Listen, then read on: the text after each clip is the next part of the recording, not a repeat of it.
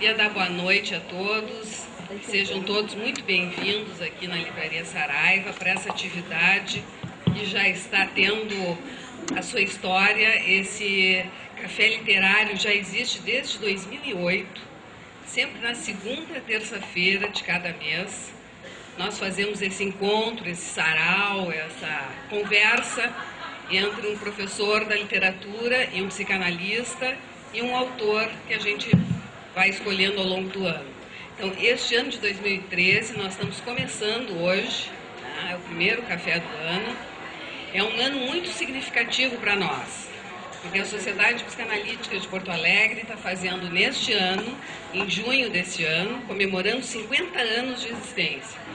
Então, é uma sociedade que já tem uma história, que já tem uma tradição, que já tem uma série uma produção própria de literatura, de psicanalistas, enfim.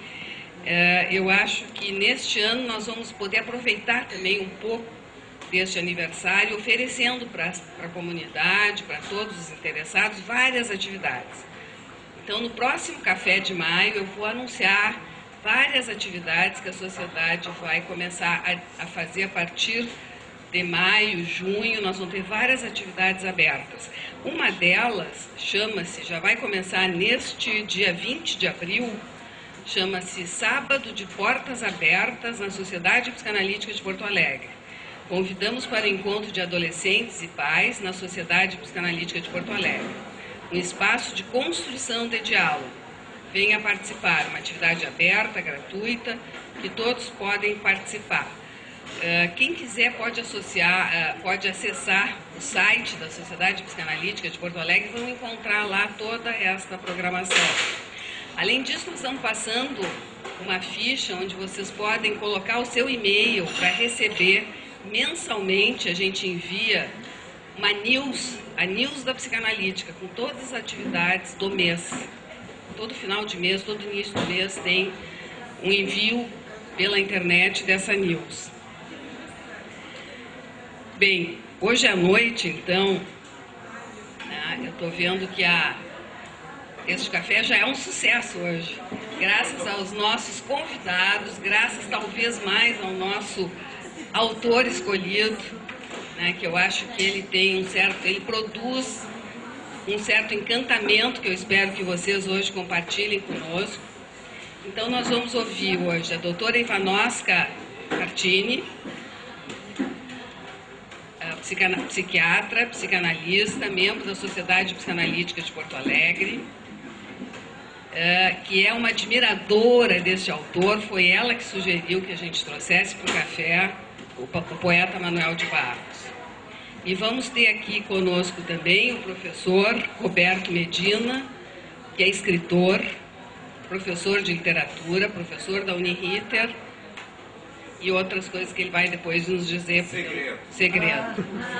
Mas que é um outro apaixonado pelo poeta Manuel de Barros. Então, eu espero que a gente possa aproveitar toda essa cultura deles para a gente também se apaixonar por este poeta. Então, eu passo a palavra para quem? Para Ivanoska? Primeiras damas. Bom, então, boa noite.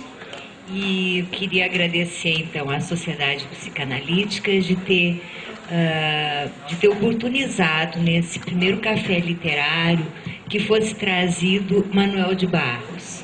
O ano passado,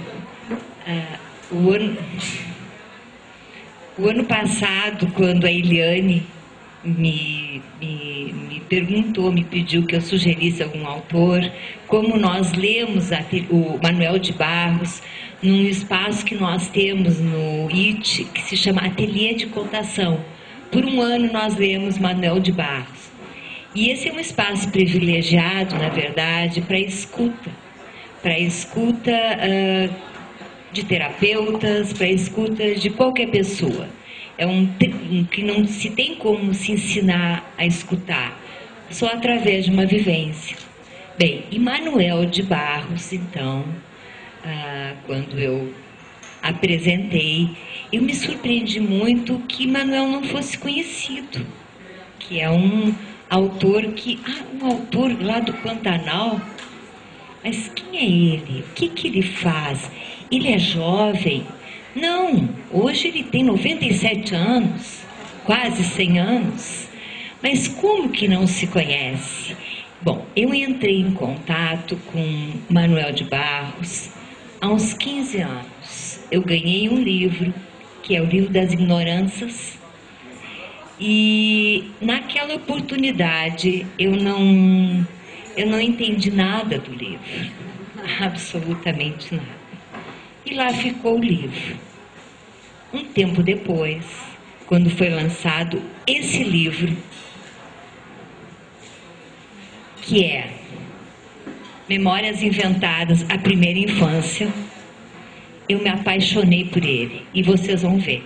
Esse livro é uma confecção do Manuel. Uma caixa que aqui já começa, ele já começa a se apresentar.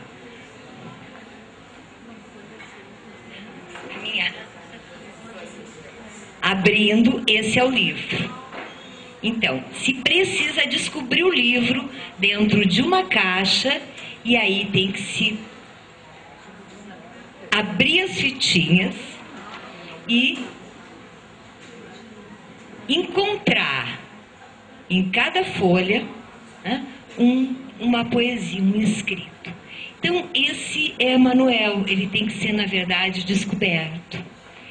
E a poesia do Manuel não é uma poesia. Depois o Roberto vai poder nos falar por um outro viés, que eu acho que vai enriquecer demais. Mas eu não saberia, como se diz, falar sobre a poesia dele, construindo ou desconstruindo, porque a poesia do Manuel é uma vivência. Então, assim como ele tem que ser descoberto, a poesia dele também tem que ser descoberta.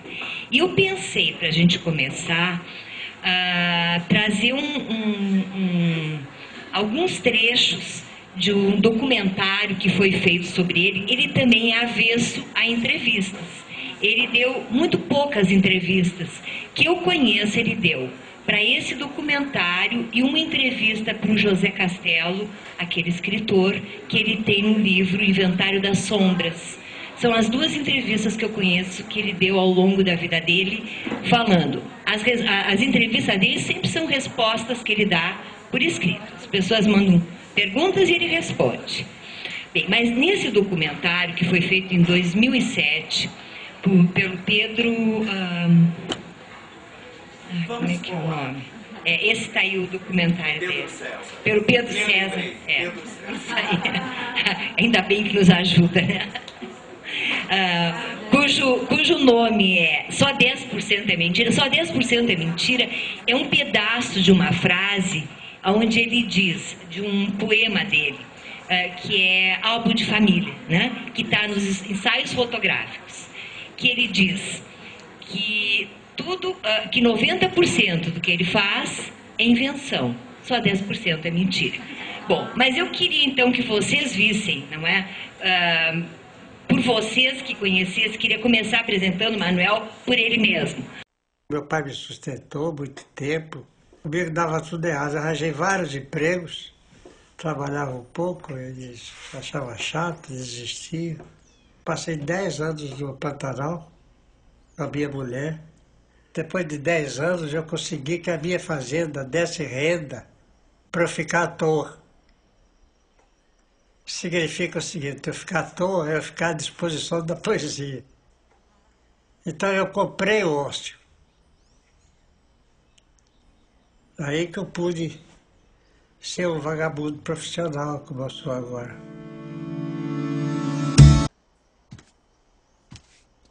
Comprar o ócio e se tornar um vagabundo profissional custa bem mais caro do que o dinheiro pode comprar. Para ficar à toa e à disposição da poesia, Manuel assumiu o castigo dos pais e passou a vida utilizando um lápis e um bloquinho.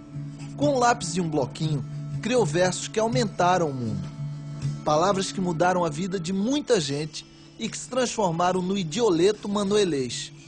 Idioleto manuelês, como o próprio Manuel define, é a língua dos bocós e dos idiotas. É também a língua que cria um universo tão absurdo quanto palpável.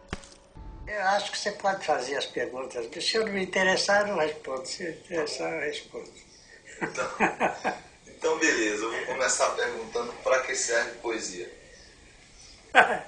Essa pergunta já foi feita, né? Olha, eu fiz uma vez uma frase que eu atribuí a Rabelais porque é uma frase que ele falava sobre poesia, mas a frase é assim: poesia é a virtude do inútil. A frase é minha. Eu botei na boca do Rabelais porque é um argumento de autoridade, já fica mais importante, né? Porque o inútil só presta para isso mesmo, é para poesia, não presta para mais nada, não, presta para poesia. É como um traste, como uma coisa inútil mesmo, que está jogado por aí e tal. É aí que você tem que descobrir. Poesia é uma coisa que a gente não descreve, não é? Poesia a gente descobre, a gente acha. Eu sou procurado pelas palavras. Não tenho inspiração, não sei o que é isso, só conheço de nome. Então, acho que eu sou excitado por uma palavra, ela me excita, ela se apaixona por mim. As amigas que ela tem por aí pelo mundo se encontram pelo cheiro para desabrochar num poema. E desabrocham em mim, né? E não tem essa história de inspiração? Não tem, não. Eu só conheço de nome isso, palavra de honra. Poesia é o belo trabalhado, é uma artesania. Ela acontece, ela chega ao fim quando você conseguiu dar as formas, a harmonia, o som, a cada palavra, a cada sílaba, a cada letra. Durante sua primeira infância, brincando na beira do rio Paraguai, Manuel inventa diversos inutensílios, descobre que as latas têm dom de navios, desenvolve o esticador de horizontes e inventa o abridor de amanhecer. Minha invenção é um negócio subconsciente, né? A imaginação criadora, a imaginação produtora é que busca lá do baú da infância, né? Quer dizer, o Bachelard, né? Que a gente tem um baúzinho, uma caixinha, um cofre, onde ficam guardadas as nossas primeiras sensações, os primeiros cheiros que você sente, os primeiros ruídos de folhas caindo, ou do vento. Tudo isso é formado na infância. E já disse, eu te contei a história que me pediram para fazer um capítulo da minha mocidade, um capítulo da minha velhice, e eu declarei que eu só tive infância. Mas na minha poesia eu só tive infância, eu só sei escrever sobre a infância, porque eu só sei ir buscar lá no cofrezinho, sabe? Jaime pesquisou muito a biografia e a obra de Manuel e acabou confuso. Não sabe se o que encontrou pertence aos 90% invenção ou se faz parte dos 10% mentira.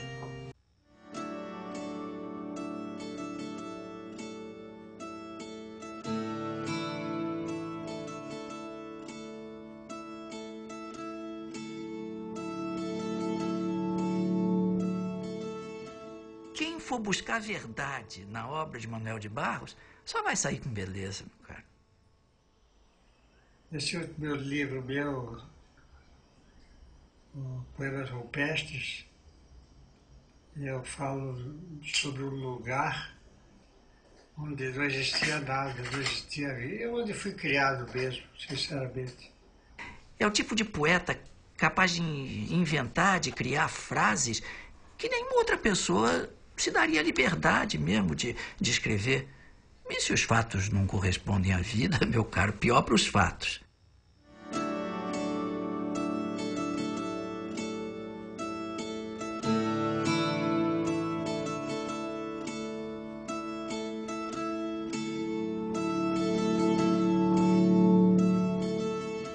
Quem for buscar verdade na obra de Manuel de Barros só vai sair com beleza, meu cara. Esse último livro meu, Poemas Rupestres, eu falo sobre um lugar onde não existia nada, não existia vida. Eu onde fui criado mesmo, sinceramente. Não existia nada e tal. Então a poesia nasce do não existir. Você tem que inventar. Então aquele núcleozinho onde a gente vivia só tinha mentiroso, porque precisava viver e contar coisas, inventar coisas. E era um negócio que me tocou muito, né? Ficou em mim isso, porque a comunidade lá, 7 ou 8 pessoas, não tinha assunto, não tinha rádio, não tinha televisão, não tinha coisa nenhuma, não tinha nem vizinho. Você começa a trocar conversa com o vizinho, não tinha nem vizinho. Você tinha que conversar com o pato, com galinha, coisa parecida. O poeta tem esse dom de transformar, através da palavra, as coisas. Eu acho isso, sinceramente, uma doença, uma disfunção cerebral. Eu não sou um cara normal, não. O poeta não é normal. Tem um olhar enviesado. E eu tenho esse olhar vidente. Vê coisas que não existem, que são trocadas. Eu me considero um vidente. Eu acho que a poesia foge muito da explicação. Não gosta de ser explicada. Poesia que é explicada deixa de ser poesia para mim. Começa a ser prosa, começa a ser influenciada pela razão. A razão é a última coisa que deve entrar na poesia. Eu tenho vontade de vestir uma fantasia, botando o rasgão na bunda da razão, para que ela se transforme numa coisa que seja poética. A poesia se dirige à sensibilidade. Ela se dirige à percepção sensível que o ser tem, que o meu leitor possa ter. Se tiver percepção sensível pela sensibilidade, ele pode gostar da minha poesia. Mas se ele quiser ler a minha poesia usando a razão, essa coisa ele está querendo dizer isso. Não estou querendo dizer nada, rapaz. Estou fazendo um negócio com a palavra, que seria como você escutar a música.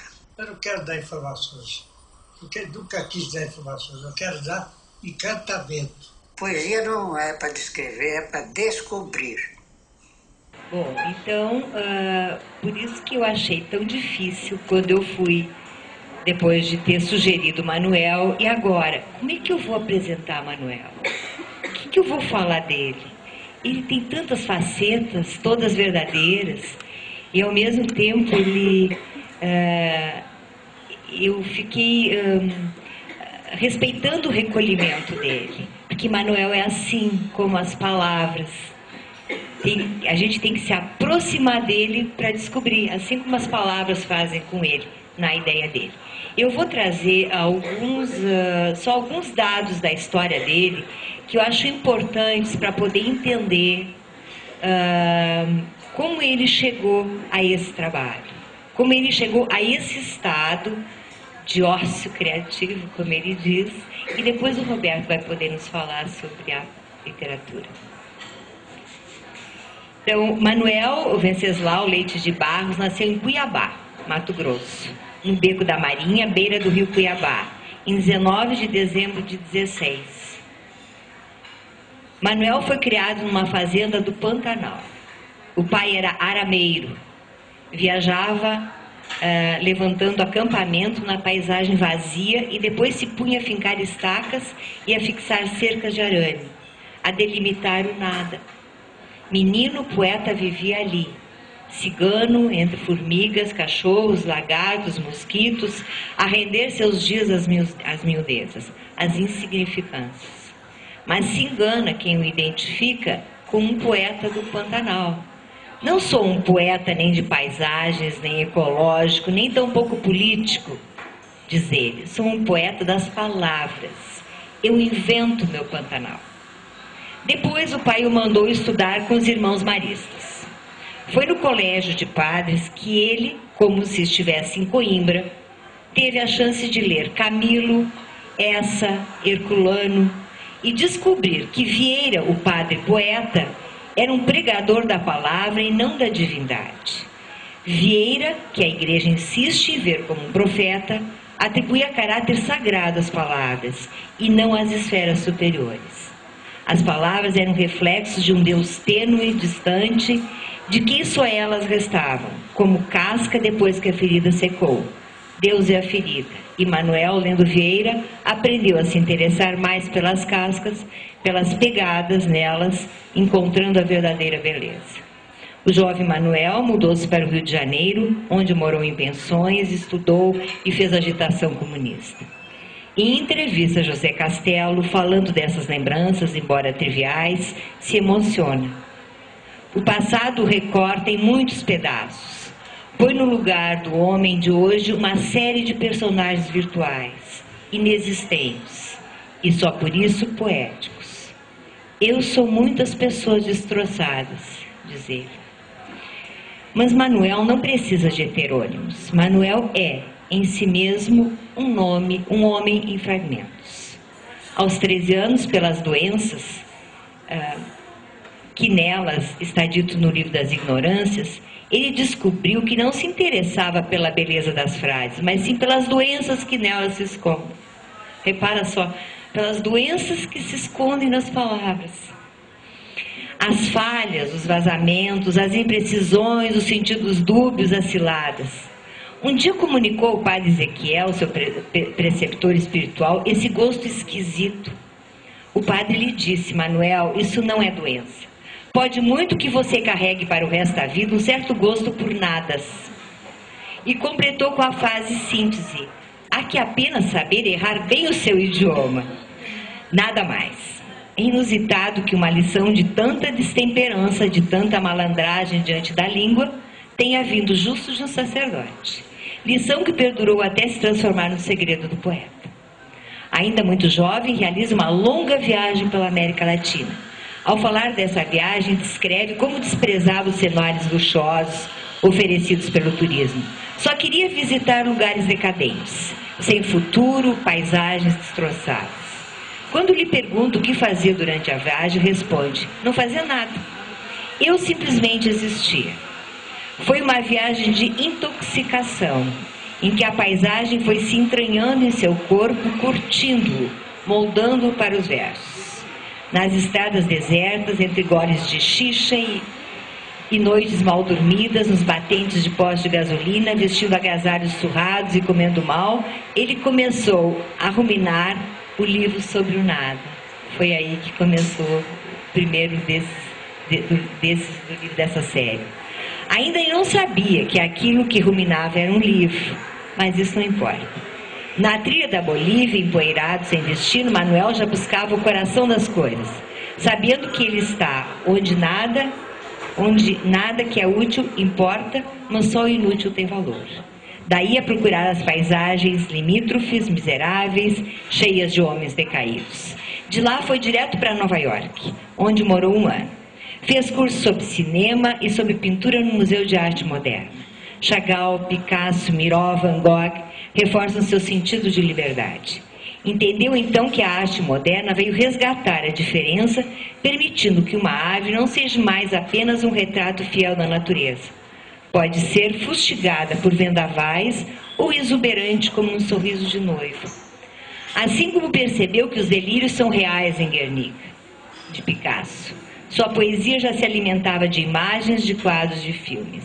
Chaplin o encanta, com sua despreocupação com a linearidade. Para Manuel, os poetas da imagem são Fellini, Ana Kurosawa, Buñuel. Até hoje se confessa um vedor de cinema, mas numa tela grande, diz ele, numa sala escura e gente quieta ao seu lado. Depois ele voltou para Campo Grande e ele, então, foi estudar direito, porque os pais diziam que ele tinha que ter alguma coisa de útil, fazer alguma coisa. E ele se formou advogado, mas coitado, Na primeira audiência que ele fez, conta ele, que ele estava lá defendendo, né, o tal de processo e vomitou em cima do processo, numa clara alusão de que ele não tolerava aquelas coisas. Então mandaram ele cantar, declamar versos no rádio. E lá se foi ele declamar verso no rádio. Só que ele desmaiou. Então retiraram ele e ele então começou, aí então ele devia contar por aí uns 60 anos, né? Aí que ele começou a produção dele.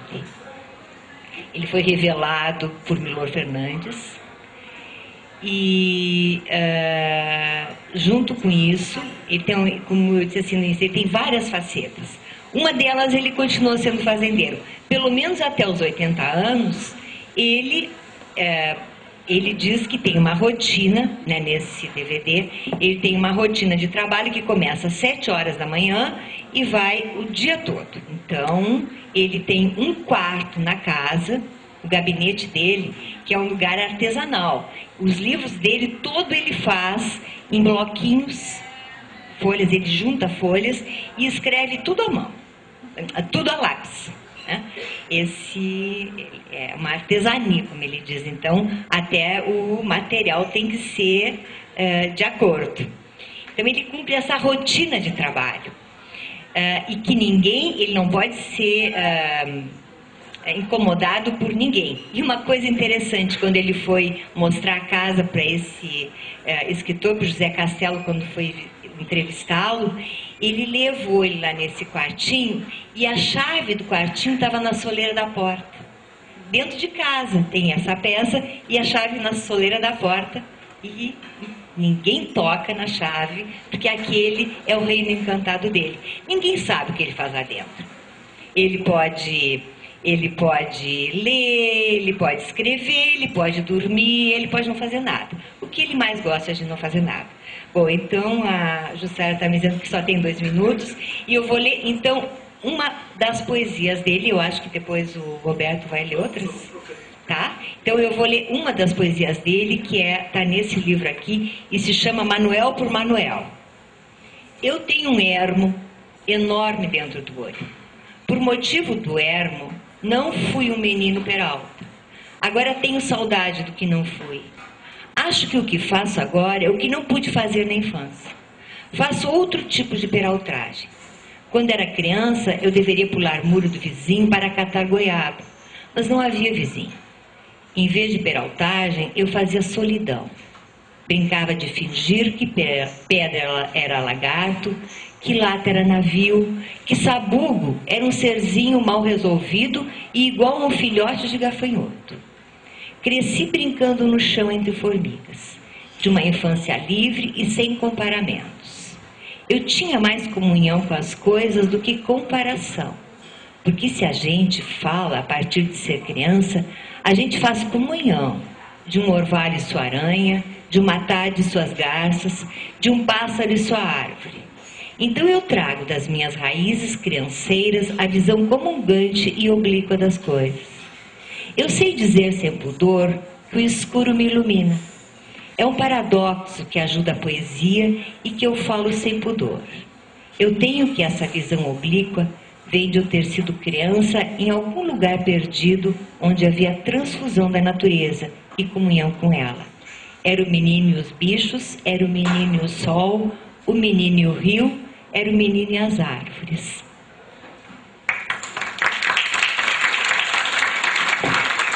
Obrigada, Ivanovska, pelo belo trabalho. Agora nós vamos ouvir o professor Roberto Medina. Obrigado.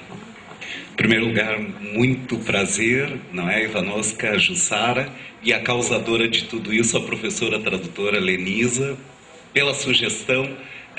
Outros colegas escritores estão aqui e é um grande prazer. A literatura, ela tem destas coisas incríveis.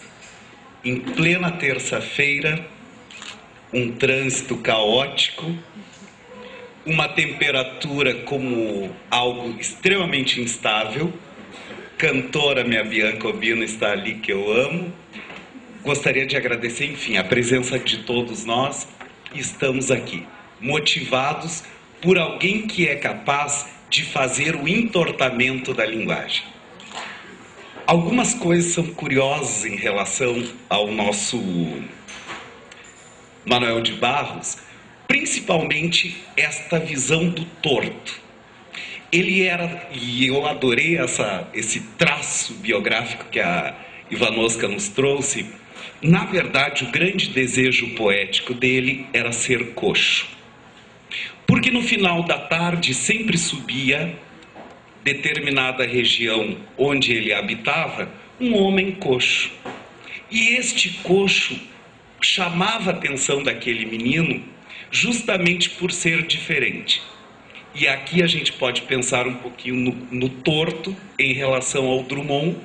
Ele bebe grandemente a sua poesia, um momento luminar realmente é a escrita, a linguagem do Padre Antônio Vieira, mas há um autor francês que o simplesmente paralisa, o Rimbaud.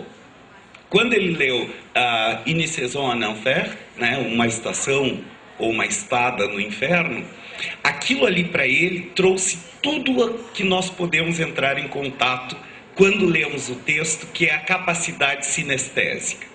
Cheiro com cor, movimento com tantos outros atributos, e então ele nos traz uma poesia que, como toda poesia, e por isso até se auto-justifica esta resistência de ele tentar explicar o que ele diz, porque o sujeito, quando ele olha, por exemplo, para a infância, ele sempre está provocando não ver, não rever, mas transver. Este ver atravessado além, porque ele é reelaborado pela imaginação. Quando ele retorna, por exemplo, para este olhar do menino, que depois nós podemos contemplar o caminheiro, o caminhante e o andarilho, que são sujeitos e atitudes diferenciadas, nós temos que pensar assim: o Manuel de Barros que retorna a esta infância, é óbvio que é puramente ficção. E temos aqui nossas psicanalistas, que são pessoas e demais colegas provavelmente presentes, que percebem que é necessário, você não lembra, você reelabora. Aquilo que você lembra é pouco, o restante é 100% ficção. Portanto, mentir tem profissão, sejamos escritores. Está autorizado. O que significa para nós, então, esta poesia que realmente ela tem de ser sentida? Há uma frase de um crítico, o Ataíde, que ele diz assim: o grande escritor, o que ele produz tem de trazer a alegria de ler. O Manuel de Barros, ele nos traz um exercício. Ele nos traz o tempo todo uma das concepções que, inclusive, eu sugiro quem quiser se aprofundar um pouquinho mais, ou concordando ou discordando, porque dentro de literatura ninguém tem razão. É uma casa de todos. E isto é muito bom porque todos somos convidados a ela, ou expulsos também. Em que ele diz a respeito de que o texto ele tem que ser sentido. E o Manuel de Barros, ele consegue algo de uma maneira peculiar subverter, para que consigamos enxergar não uma realidade. Se nós observarmos no conjunto da obra do Manuel de Barros, a realidade ela é muito dura, ela é muito seca e muito óbvia. A média do ser humano, basta nós constatarmos no IBGE, a média do brasileiro é de 74 a 76 anos. Nascemos ignorantes e morremos ignorantes. Mas dá para brincar neste meio tempo. Por exemplo, neste texto do Manuel de Barros. No descomeço era o verbo. Só depois é que veio o delírio do verbo. O delírio do verbo estava no começo, lá onde a criança diz: eu escuto a cor dos passarinhos. A criança não sabe que o verbo escutar não funciona para a cor, mas para o som. Então, se a criança muda a função de um verbo, ele delira. E em poesia. Vocês viram? Alô? Alô? Zé, como? Eu estudei projeção de voz. É exatamente contra esta modernidade que a poesia do Manuel se rebela. Está lá de bandeirinha. Continuando este pedaço, eu só vou retomar. A criança não sabe que o verbo escutar não funciona para a cor, mas para o som. Então, se a criança muda a função de um verbo, ele delira e pois. Em poesia, que é voz de poeta, que é a voz de fazer nascimentos, o verbo tem que pegar delírio. Isso aqui é de uma riqueza. A Jussara nos trouxe este momento. É engraçado. Eu estava aqui, o Ademir Furtado, que é romancista, grande romancista. É muito engraçado, e há outros colegas também, que todo mundo quer saber da intimidade alheia. Que coisa, não, nossas psicanalistas? Todos querem saber como é que é o parimento, como é que é a criação de um autor. A vida, ela nos atravessa, ela nos cruza e nos golpeia, e se eu for olhar realmente para a realidade, é desinteressante. É desinteressante. Eu adoro um autor, o Orhan Pamuk, em que, inclusive, quem me trouxe o texto foi a Lê, A Maleta de Meu Pai, que eu amo, e há um momento, Prêmio Nobel 2006, se eu não me engano, há um momento que ele diz assim, num dos textos: quando eu não consigo criar o meu romance, eu olho para a janela, uma janela pequena que tem no apartamento. E ele faz uma ressalva: rapidamente eu fecho a janela, porque a vida é muito violenta. Ela invade uma casa, um quarto, um espaço. E aí a gente começa a entender essa riqueza do Manuel de Barros, quando ele diz que escreve a lápis e ele mesmo confecciona os seus bloquinhos, porque na ponta de um lápis nasce um poema. Gente, isto é poesia. E esta poesia, quando a gente começa a pensar no Manuel de Barros, me lembra muito da estética do Francis Ponge, quando ele diz que o poeta não deve revelar, porque o texto tem de dizer. Quando nós começamos a observar esta grande brincadeira, que é esta ironia das coisas arrancadas do chão, quando nós começamos a ter uma concepção sobre o bestiário, aí podemos resgatar o bestiário, a lesma, o pássaro e o grande símbolo do Pantanal, que é a garça. E ele olha, por exemplo, para os montes e ele diz assim, quando ele nega a paisagem, nunca se esqueça. Isso eu acho fundamental. Tudo aquilo que um autor afirma sobre o seu texto tem que desconfiar. Tem que desconfiar porque uma coisa é meu projeto estético e ideológico e outra coisa é a própria coisa. Porque depois de o texto escrito, não pertence mais ao autor. Não pertence. E aí nós podemos ir para a Idade Média com auctoritas, com auctor, enfim, com scriptor. Eu, Medina, sou autor porque meu nome está na capa do livro? Ou aquilo que está escrito provoca alguma sensação, me reorganiza vivências e experiências? A mim, me contenta muitíssimo a diferença da experiência e da vivência. A experiência eu posso colher do outro, e a vivência, ela atravessa meu corpo, atravessa meus sentidos, quiçá se acomode em algum canto da minha alma. No roteiro agora é para vocês chorarem. O que significa para nós? Adentrarmos este momento desta intimidade, destas coisas, como tu bem falaste, Ivanova, a respeito das coisas inúteis. Há um crítico, do qual eu gosto muitíssimo, que ele diz que o Manuel de Barros escreve apenas um livro. Se tu observares toda a trajetória, nós temos uma mesma história, um sujeito poeta, como diria o nosso querido Borges, el hacedor, um fazedor da palavra, um construtor. Ele está escrevendo sobre este diálogo com a própria linguagem. Se nós estamos na literatura, nós estamos envolvidos pela linguagem. E as coisas inúteis seriam o quê? Uma árvore, seria o vento, seria a própria palavra e, principalmente, a meu ver, o silêncio.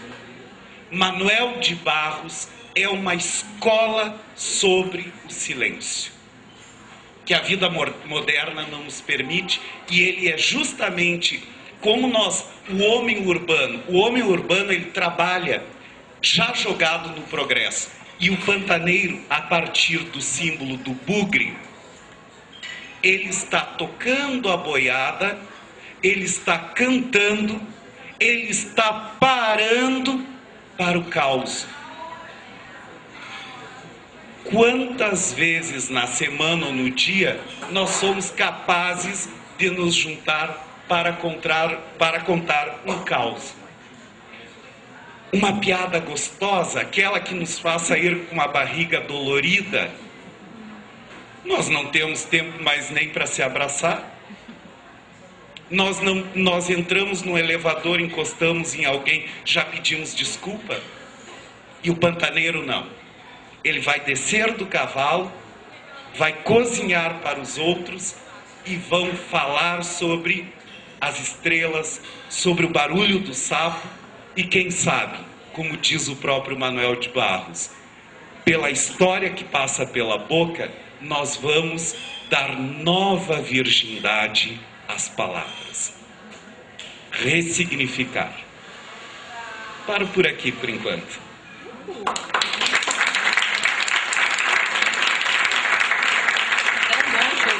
Dá vontade de continuar ouvindo, né? Não faz isso. Eu brinquei com a Jussara logo no início, acho que foi com a Jussara. A minha mãe, no lugar de pedir, eu não fui nascido em hospital.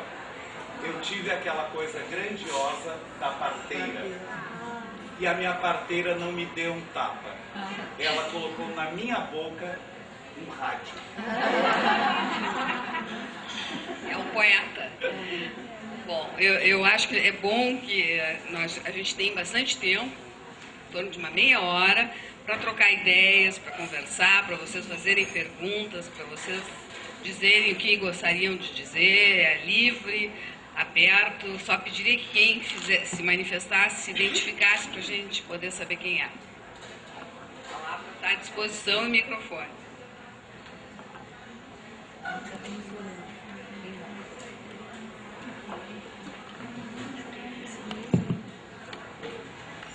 Boa noite, eu sou a Renata. Quero parabenizar os dois palestrantes, vou chamar assim, que nos deram uma aula. E aí, pegando carona no que tu estava dizendo, Roberto, a gente está aqui reunidos, né? Pode me chamar de Medina. Medina. Eu não sei quando chamo Roberto, eu não me identifico. Ah, então tá. É sério. Tá bem, Medina. Mas, enfim, eu queria fazer uma pergunta para você, só para dar um pontapé inicial para a conversa, que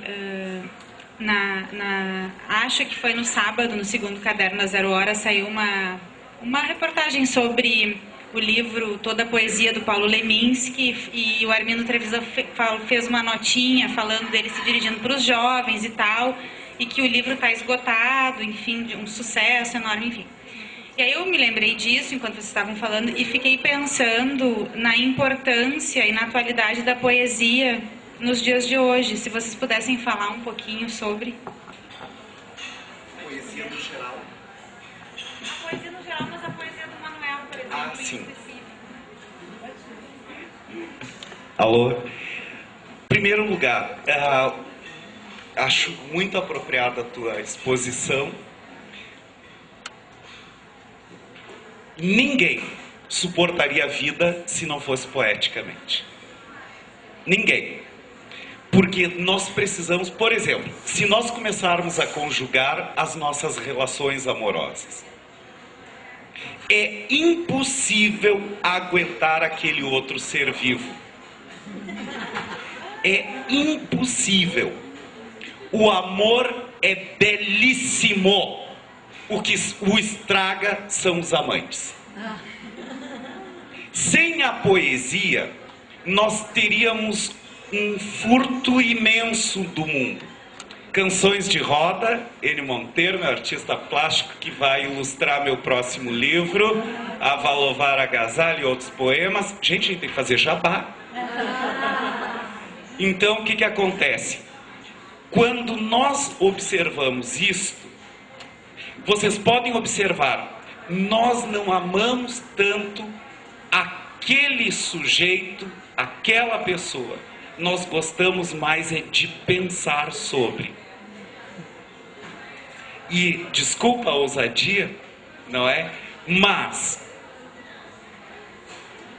eu não gosto do outro. Gente, é Deus te preparar. É Deus. Alô? Eu acho que o nosso técnico diz assim, essa fala eu não quero. Acontece. Bem, então eu vou pegar carona no que o Medina estava falando sobre realidades, né? Sobre como é pesado e penoso, ou pode ser pesado e penoso, a realidade. E a propósito, Manuel, eu não sei se se deu para chegar a identificar no vídeo, né? O Manuel tem um humor incrível. O humor dele, aos 97 anos, é uma coisa extraordinária. Nós tivemos o atrevimento, eu e a Eliane, de mandar um e-mail a ele, porque nós queríamos conhecê-lo. Nós queríamos fazer uma visita, né, a Campo Grande e conhecê-lo. Fomos muito bem recebidas pela secretária, que nos disse que ele está tão fragilzinho que ele não pode receber mais ninguém. Mas, enfim, nos ficou à vontade. Mas eu estou falando desse humor dele. E esse humor dele vem de uma condição que ele foi construindo ao longo do amadurecimento de tingir, eu vou usar uma expressão, de tingir a realidade externa. A realidade objetiva é tingida com o mundo dele. Então, o mundo dele, o que nós vimos, se é invenção, se é mentira, para ele tudo é invenção. E o que vale é isso. Se é ou não ficção, enfim, como ele diz, os outros que se preocupam, quem vai estudar ele, quem vai fazer teses, milhões de teses de mestrado e doutorado sobre ele, que daí ele diz, eu não sei, eu leio essas teses, mas aí eu fico pensando, o que querem dizer? Eu não disse isso, eu disse minha única compromisso é com encantar as pessoas, e se encantar. Ele é um encantado pela vida. E ele se encanta e nos encanta. E essa condição, ele vive naquilo que tem um autor que se chama Winnicott, que de maneira geral talvez todos conheçam, não é? Que descreve esse espaço, não é? Potencial, aonde o Manuel vive, eu diria, em tempo integral. E isso eu nunca vi ninguém viver em tempo integral no espaço transicional, aonde ninguém vai perguntar se aquilo que ele criou pertence ao mundo de dentro ou de fora. Aquilo estava ali. Esse é o paradoxo de Winnicott. E que eu nunca vi ninguém, a não ser Emmanuel, esse paradoxo ter essa expressividade. Então, essa questão, esse trânsito que ele faz, e só mais uma coisa que eu queria destacar, que isso, para poder transitar nesse espaço, tem que estar protegido. A gente tem que estar protegido um tanto da realidade de fora, dos rumores, mas não só disso, de todas as intempéries. E aí que eu entendo, não é, o desligamento dele, porque Manuel não existe na realidade. Tem o Castelo na entrevista dele, ele descreve um momento em que a mulher dele, a esposa, a Estela, vai dizer alguma coisa para ele sobre uns documentos que tem que assinar, e me chamou a atenção como o Castelo descreveu a cena. Ele disse assim, Manuela olhava para ele como se ela fosse do outro mundo. Eu entendi. Porque tudo para ele é como se fosse do outro mundo. Ele tem um séquito, né, em casa que o protegem. E aí ele pode se enfiar nesse quartinho, aonde ele entra para esse espaço, né, e isso é algo único, né? Algo único. Só para acrescentar uma frase que eu achei muito interessante do Freud, né? Porque, afinal, o Freud é o fundador da psicanálise. Tem uma frase que o Freud diz o seguinte: os poetas e os filósofos descobriram antes de mim o inconsciente. O que eu descobri foi o método científico pelo qual o inconsciente pode ser estudado. Mas ele tinha essa ideia, e nesse artigo aqui, é um artigo de um colega nosso, ele mosra as inúmeras citações em toda a obra do Freud de autores da literatura, desde Goethe, Shakespeare, inúmeras. Alguém chegou até a contar quantas, muitas, tem até um número aqui de quantas vezes esses autores são citados. Mas, enfim, eu acho que a outra característica da poesia do Manuel de Barros, que ele diz também no filme, que eu recomendo que vocês vejam esse documentário. Ele tem na internet, dá para acessar pelo YouTube, quem quiser. Ele diz assim, a poesia é transformadora. Então é muito interessante, porque a gente vai ouvindo ele falar, as frases dele, elas vão produzindo na gente uma sensação, é um leque. Ele troca as palavras. Uma outra coisa que aparece nesse vídeo, que é super interessante, que ele conta, que ele ficou observando o filho pequeno. Quando o filho era pequeno, ele saía para brincar com o filho, e de repente o filho começava a falar algumas coisas diferentes e ele anotava. Porque ele diz que a criança tropeça na palavra, mas faz poesia. É muito bonito a sua... E ele anotou várias coisas, o filho também fala no vídeo, esse filho já faleceu, de como ele, depois lendo, né, as poesias do pai, ele se encontrava lá nas poesias. É muito interessante. Sobre a poesia. Isso é maravilhoso porque um dos textos dele a respeito da uma didática da invenção, número 1, para mim está o grande segredo dele. Ele se revela a um grande título assim: para apalpar as intimidades do mundo é preciso saber A, que o esplendor da manhã não se abre com faca. B, o modo como as violetas preparam o dia para morrer. C, por que as borboletas de tarjas vermelhas têm devoção por túmulos? D, se o homem que toca de tarde sua existência num fagote tem salvação. E, que um rio que flui entre dois jacintos carrega mais ternura que um rio que flui entre dois lagartos. F, como pegar na voz de um peixe. G, qual o lado da noite que umedece primeiro? Etc, etc, etc. Desaprender 8 horas por dia ensina os princípios.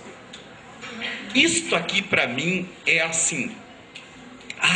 Vocês lembram de um termo chiquetésimo? Busilis. Busilis é o nó da questão, é o centro, é a parte mais a parte fundamental, desaprender, ou seja, a não rigidez. A não rigidez. Esta poesia grita contra a sociedade capitalista, porque é aquilo que não tem importância, como tu falavas inicialmente, Ivanova, a respeito da desutilidade. Desutilidade. As coisas desinúteis, aquilo, tanto é que muitos críticos dizem que a poesia do Manuel é a do tudo é desconsiderado, porque isto faz com que você adquira dimensões. A poesia, colega, desculpa, Renata, a poesia, ela é fundamental para a nossa saúde mental.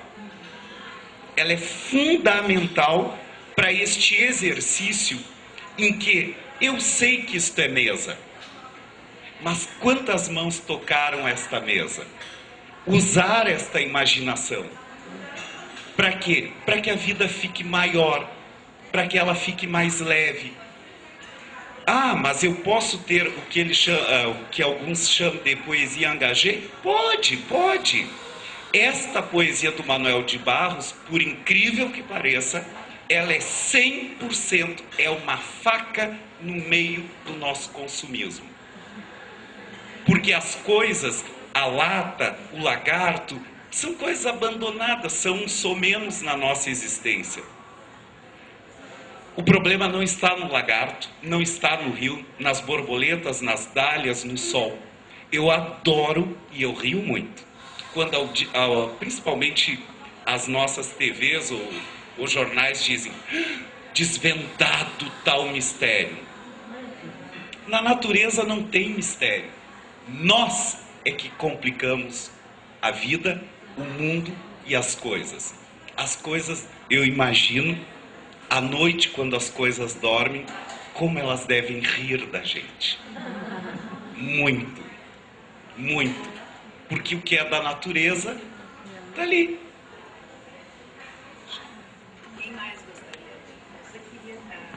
Eu só queria, enfim, só lembrar que Manuel é simples e não simplório. Isso. Que erudição não tem a ver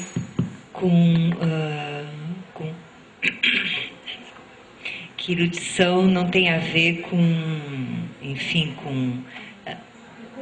com complicação, né? Mas principalmente, não é? Porque quem não conhece Manuel, que desavisadamente, e aí eu vou juntar com outro autor que eu gosto muito, que é o Ínico, né? Que também é um autor que é interessante, trata das coisas mais iniciais e mais simples, né? Mas que às vezes é confundido de uma forma muito simplória, né? E quando nós lemos Manuel, não é? Nós identificamos Manuel com o Ínico. Nós antes tínhamos ido Clarice Lispector. Clarice com Melanie. De identificar. Eu adoro esse exercício. Perdão, Ivanova. Há um consenso no meio do povinho mitidinho, que é o pessoal da academia. Estamos juntos. Dodô está aqui também. Que a gente tem mania de complicar. Mas há algo sábio que tu salientaste que eu acho bárbaro. Quando eu, Medina, enquanto crítico, não como criador, eu avalio um texto, na verdade, eu não estou avaliando aquele texto. Eu estou avaliando as minhas leituras. Portanto, a gente usa referenciais para enxergar melhor. Ou não. Eu adoro porque às vezes um autor ele é simples e a gente coloca coisas que ele não tem. Seria mais ou menos, isto aqui é uma vaca que de vez em quando mia. Desculpa. E a outra coisa, então, juntando com o que tu está dizendo, e assim nós vamos se associando, né? Que o outro ponto, assim, importante para que a gente possa apreciar essa poesia é ser apresentado por alguém. E hoje eu tive grande prazer em, junto com o Medina, né, poder apresentar Manuel de Barros e com a esperança de quem gostou um pouco dele, que eu descubra mais. Né? Tem uma coisa curiosa, porque eu não sei se tu sabe, Medina, dizer, mas os livros do Manuel não se encontram. Coisa curiosa, né? Não se encontram. E vocês sabem que o José Castelo, quando foi fazer entrevista em Campo Grande, foi em 96, ele ficou um tempo pela cidade vagando nas livrarias à procura dos livros do Manuel, começando que ninguém conhecia Manuel na cidade dele, e tampouco tinha um livro dele. Então é outro fenômeno, que coisa curiosa, né? Tem um fenômeno, só para uma fofoca. Como todo bom rapaz interiorano, ele entra em contato com algum povo e aos 18 anos ele já está no Partido Comunista. E nisso ele está pichando ali numa estátua e chega um policial, já o prende. Nisto a dona da pensão corre e diz: não prenda este moço, ele escreveu um livro, o primeiro livro.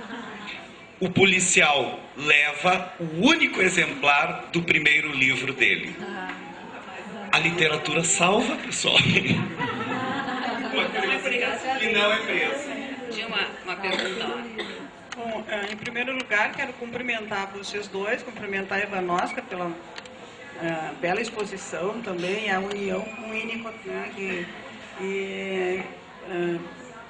te parabenizar por essa apresentação. Né? E parabenizar o Medina, não o Roberto, né? Eu não sei que sou eu. Tá bem.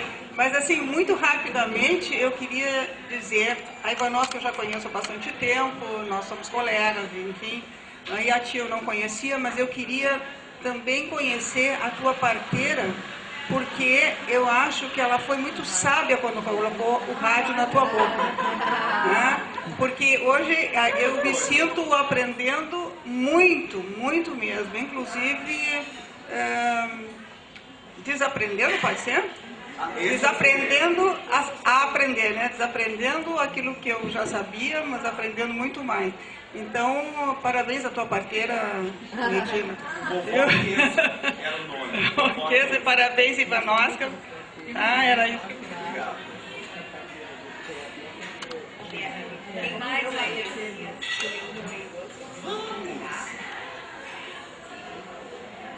Eu acho que melhor é o texto sempre na frente, né? Eu acho bárbaro. Gente, dá vontade de ler tanta coisa.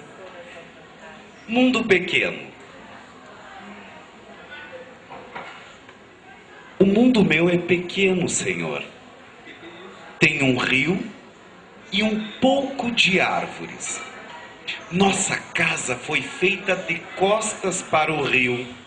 Formigas recortam roseiras da avó. Nos fundos do quintal há um menino e suas latas maravilhosas. Seu olho exagera o azul. Todas as coisas deste lugar já estão comprometidas com aves. Aqui, se o horizonte enrubesce um pouco, os besouros pensam que estão no incêndio. Quando o rio está começando um peixe, ele me coisa, ele me rã, ele me árvore. De tarde um velho tocará sua flauta para inverter os ocasos. Manuel de Barros. Vocês não acham que, de fato, a poesia dele é para ouvir, para receber, né? e para levar consigo, sem muito falar, para não perder as palavras e não perder o senso do que ele vai dizer? Porque para cada um, ele entra de uma maneira. Então eu vou ler Autorretrato. Ao nascer, eu não estava acordado, de forma que eu não vi a hora. Isso faz tempo. Foi na beira de um rio. Depois, eu já morri 14 vezes. Só falta a última. Escrevi 14 livros e deles estou livrado. São todos repetições do primeiro, né? Posso fingir de outros, mas não posso fugir de mim. Já plantei 18 árvores, mas pode que só 4. Em pensamento e palavras, namorei 90 moças, mas pode que 9. Produzi 10 objetos, 35, mas pode que 11. Cito os mais bolinados. Um alicate cremoso, um abridor de amanheceres, uma fivela de prender silêncio, um prego que farfalha, um parafuso de veludo, etc, etc. Tenho uma confissão. 90% do que escrevo é invenção. Só 10% que é mentira. Quero morrer no barranco de um rio, sem moscas na beira, na boca descampada.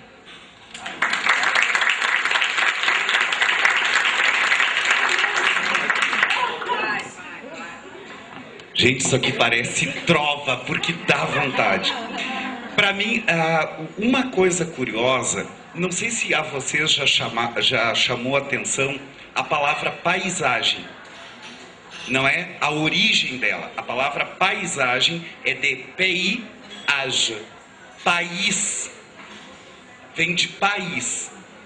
Então, quando a gente adentra este universo manuelino, nós temos que observar que não é aquele real concreto, mas é aquele real inventado, sentido, sabido. É a paisagem dele, e nesta paisagem é que se forja o poeta. O poeta. Vão dizer que não existo propriamente dito, que sou um ente de sílabas. Vão dizer que tenho vocação para ninguém. Meu pai costumava me alertar. Quem acha bonito e pode passar a vida a ouvir o som das palavras, ou é Zé Ninguém ou é Zoró. Eu teria 13 anos. De tarde fui olhar a Cordilheira dos Andes, que se perdia nos longes da Bolívia. E veio uma iluminura em mim. Foi a primeira iluminura. Daí, botei meu primeiro verso. Aquele morro que entorta a bunda da paisagem. Mostrei a obra para minha mãe. A mãe falou: agora você vai ter que assumir suas irresponsabilidades. Eu assumi. Entrei no mundo das imagens.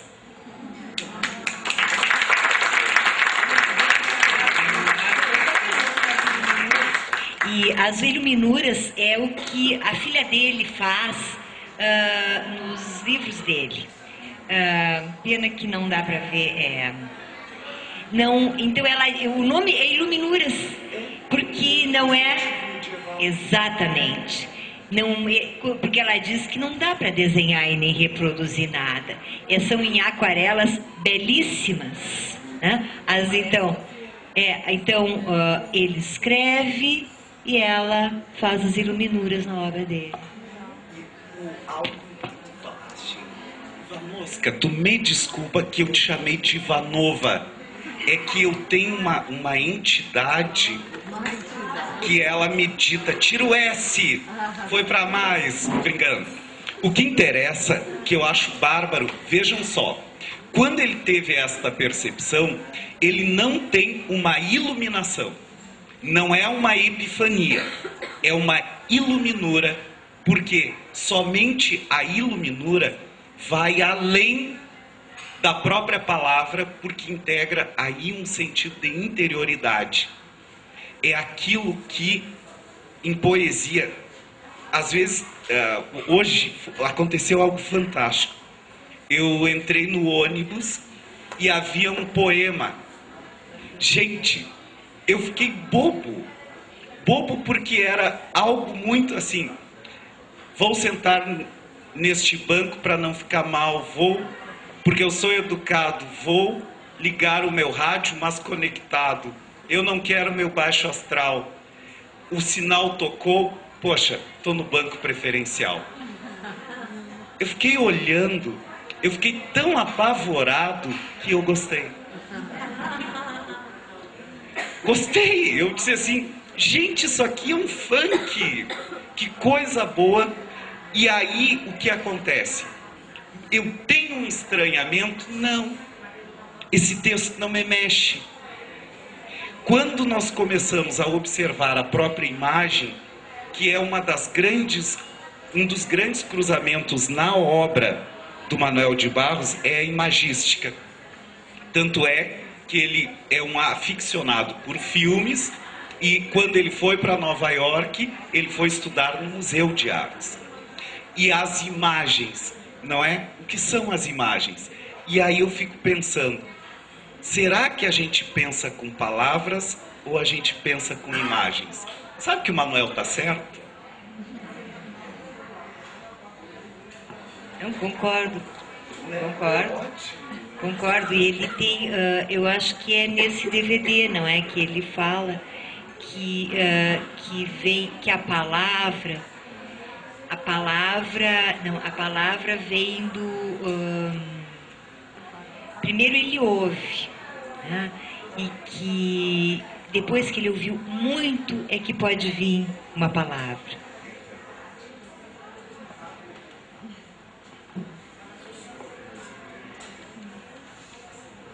Eu acho que nós podemos ficar a noite inteira. Mais alguém tem alguma colocação, alguma pergunta, alguma observação? Lá atrás. Vera.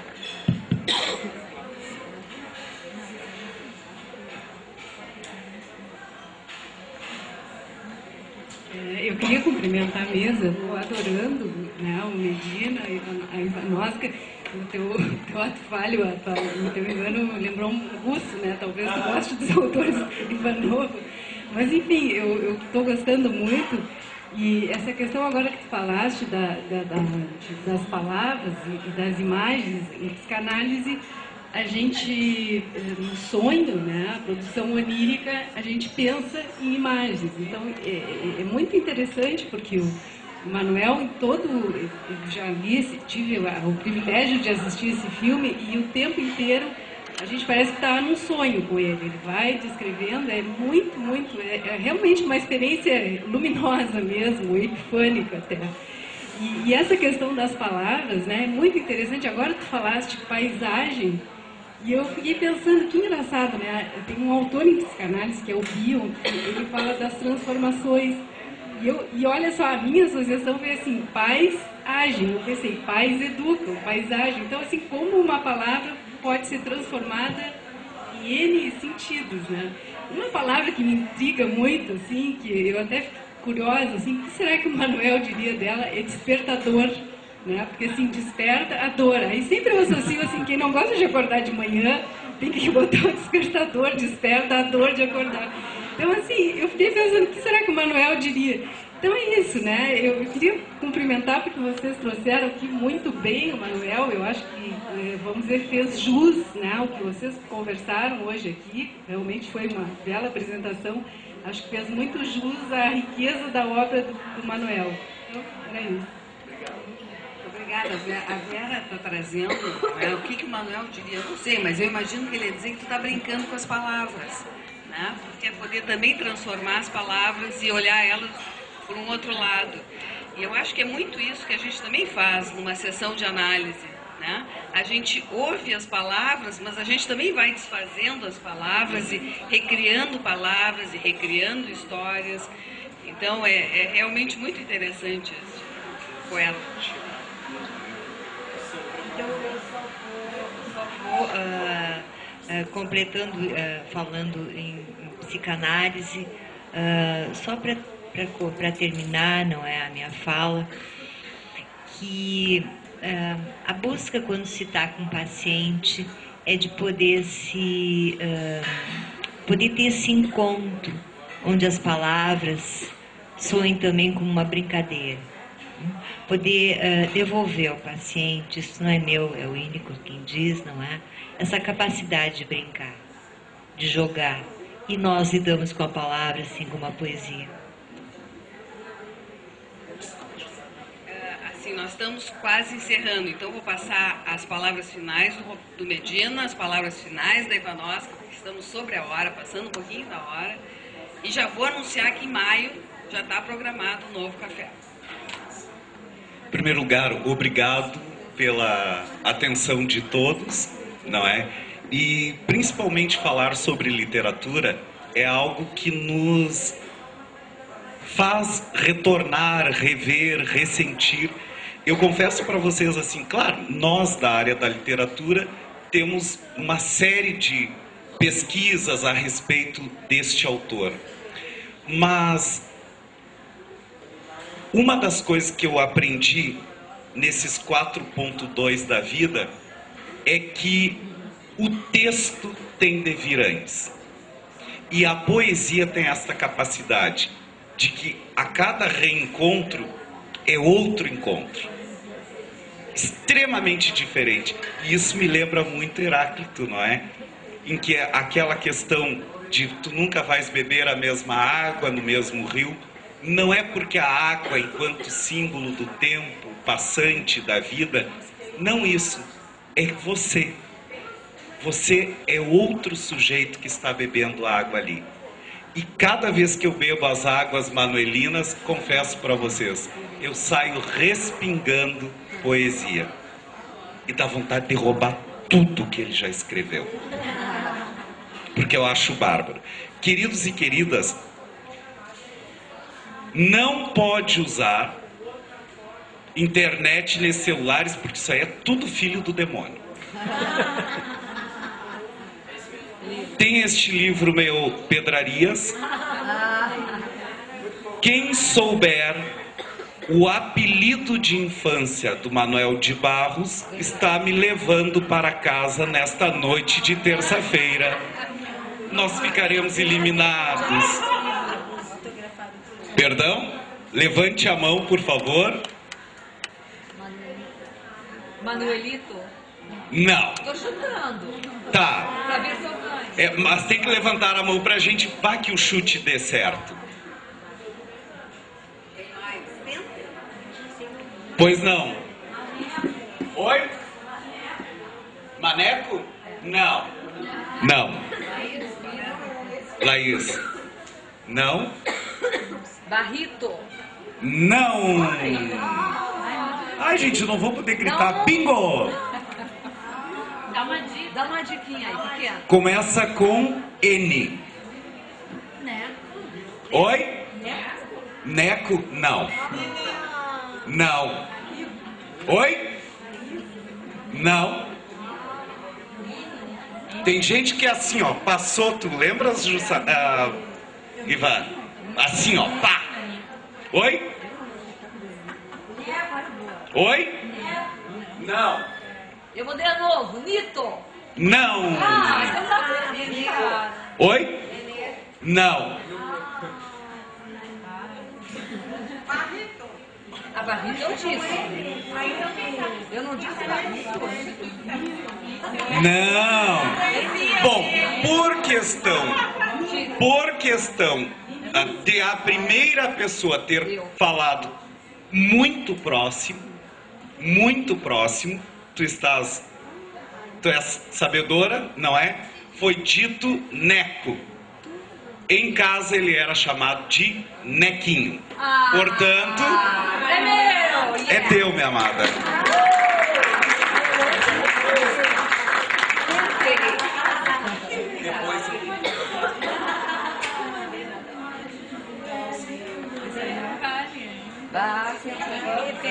Vamos.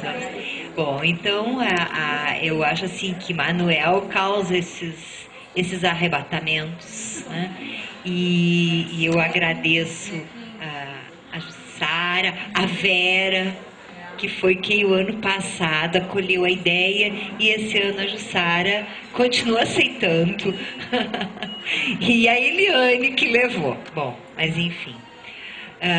mas que Manuel causa esse arrebatamento.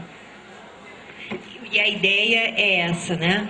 Poder viver, poder transitar um pouco, como Medina falou. Eu concordo, nós vivemos num mundo onde não tem espaço. Não é para se pensar, não tem espaço para se fazer um silêncio, para receber o outro. Imagina só receber poesia. Poesia, enfim, é uma inutilidade, não é? Mas eu tenho certeza que hoje todos vamos sair daqui muito alimentados por palavras. E com essa condição, não é? De poder criar, porque ouvir algo assim criativo desperta em cada um de nós o que cada um tem de melhor. E é essa a ideia, que cada um leve consigo o que tem de melhor nessa noite. Muito obrigada.